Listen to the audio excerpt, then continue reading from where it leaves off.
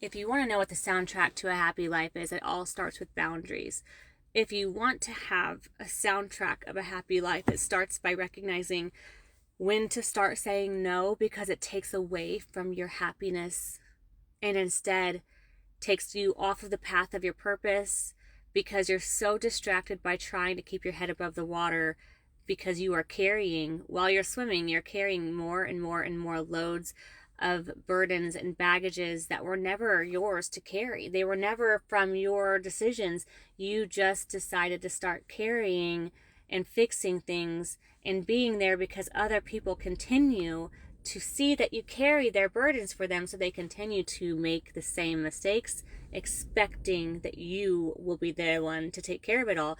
For example, like, I am the one daughter my parents have out of three daughters that has her life together. And that's funny because I'm a single mom, but I was a single mom taking care of her baby. I was a single mom living on her own. I was a single mom not in a bad relationship or constantly going to jail or constantly doing this.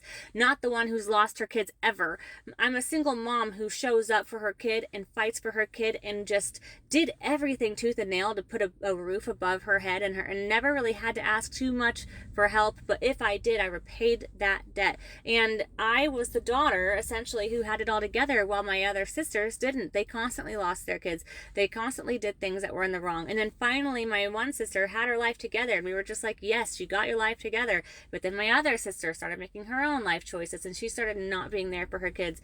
And then at one point, before my older sister, my parents would just expect her to go to my house, right? So if she couldn't go to my parents' house because she needed to get her kids back, but she needed to be somewhere, they just one day brought her up to my house at like midnight. I don't know what happened. I just remember that because it was like, this is like no asking. It was just expected because I was the scapegoat child. I was the one that all of my sisters' consequences got put onto me to fix, or I'm the one who should fix it because I'm the one who's doing well. And whenever you're the one doing well and you start to say no, you get that projected feeling of like you're the one in the wrong for saying no, when it's just the projection of how they feel about my sisters doing this to them and me not stepping up to do something to try to fix it for them. You know what I mean? Um, and this is just like this isn't like currently, this is like in the past lessons I've learned. And there's one point where my parents were wanting me to house my younger sister in my house. And this was when I learned how to set a boundary up. I said no. And I knew that it would not make my family happy. They wouldn't understand why I would say no. They would be upset. But I knew that in order to start building a soundtrack to a happy life, I had to stop being the scapegoat every time my sisters made a decision that wasn't good. I'm not the one that has to fix it because every time I have to turn around to fix something else someone else has done wrong, it took me two steps back from my own personal progress of trying to move forward. And how funny it is it to expect someone that's just trying to survive to also have to fix the ones who aren't even trying at all. You know what I mean? When there's plenty of other people that could handle that responsibility. They are financially stable. They have like security, job security. They have financial security. They have the ability to be home more often. And I was the one who wasn't hardly home because I was working 4 to 5 jobs. So am I going to have my sister who is probably going to bring people into my house that I don't want, knowing what I have and my son has, and eating the food that I can't afford anyway because I didn't have food stamps? Because, you know, when there was food stamps, single moms weren't always getting it unless they made under like $20,000 a year. And tell me if you're going to make under $20,000 a year and be able to even pay your basic monthly bills, and that's just not doable. So yeah, I didn't have food stamps. What are you guys thinking? I was using one of my 3 or 4 jobs to cover the food stamps and also still not, or cover what I would have had food and bills with, while also not having hardly anything in the fridge. You know what I mean? Like, I hustled my butt off. I would buy things at the thrift store to then re-up, like figure out a way to make it look cuter and sell it for a tiny amount of profit. That's what I was doing, right? I was doing anything I could do because I was innovative and I was trying. And so when I had to say no, it upset my parents, and it was hard to upset my parents because I don't want to ever upset my parents. I love my parents. They are amazing, amazing parents. But my sisters were benefiting from always thinking that they would just be able to interrupt what you're doing in your life, blame you as well in the process if you do step in to help and then have boundaries placed and then still do their decisions because they didn't have to face the consequences of their own actions. So you have to start learning, even though it's family, you have to set a boundary of, will this take away my happiness or will it add to my happiness? Or is this family member really ready to change, or will they be using me and the relationship will break, right? Because that's what I was protecting. And I told my parents, I'm saying no because we will not be friends very long. Even though she's my sister, our relationship will end because of the way she's behaving and that being in my home, and what would likely happen if she lived in my home. Our relationship would end at that time. You know what I mean? I'm not capable of it, but she could use other resources, and I have all these resources. So learning how to say no is hard. And my parents were upset at me in the beginning, but after a while went by, well, they respected my opinion of saying no, I can't do that, because she didn't change her behavior and her ways, and it would have led to our relationship crumbling as sisters. And I love my sisters, both of them, to death. I think they're amazing, and I think that they are worth every single second of helping get where they should be, and I know they can get there, but I can't get you there by constantly being the one you expect to take care of the messes that you leave behind. Because responsibility isn't something I have to carry because I'm trying.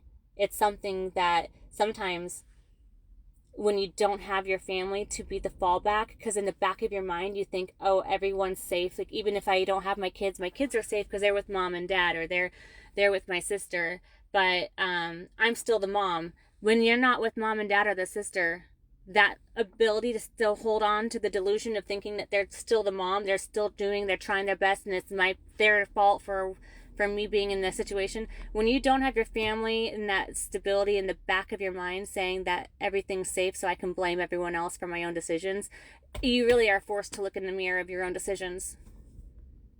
You know what I'm saying? Having boundaries.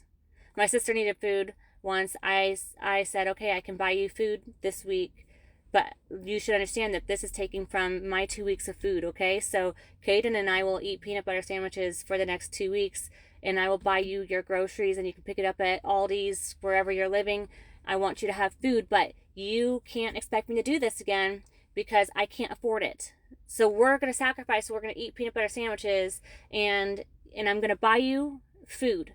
I'm going to buy you what I would have bought us for food. Things I think you can eat. What do you have? Do you have electricity? What do you have? And then I gave her all of these places. These are all the resources. On this day, these people give away free food. Over here, you get free food over here. If you do this, you'll get this kind of stay. If you go over to this place, you'll be able to get this kind of foundation. And what happens? The next 2 weeks go by, and she messages me, Crystal, I need you to give me money for food. I don't have food. Please, I'm so hungry. Please. No. I told you last week that I couldn't do it again. I told you that I had my son eating peanut butter sandwiches for 2 weeks, but you are so selfish that you decided not to listen to any of the things I said and expected me to enable your behavior another 2 weeks to feed you from my very limited amount of income as a single mom. Boundaries. And once that boundary was in place, and I said, did you go to any of the resources? Did you listen to anything? And if she didn't, well, hopefully she did next week because she learned a lesson. I'm not going to be the one that you can use and abuse and expect me to take care of the consequences of your actions, right? And this isn't because it's like, how dare you, your sister's on the... No. It's because it's a repeated behavior, a cycle that continues to loop. And when people aren't ready to change, they will use the resources that they know other people will carry the weight for them. And that's something I've learned how to say, no, it's not my weight to carry. You made the selfish decision to not change. And with that selfish decision came consequences. But I am always here when you are ready to change. I have so much resources on the table to give you when you're ready. And that's the difference.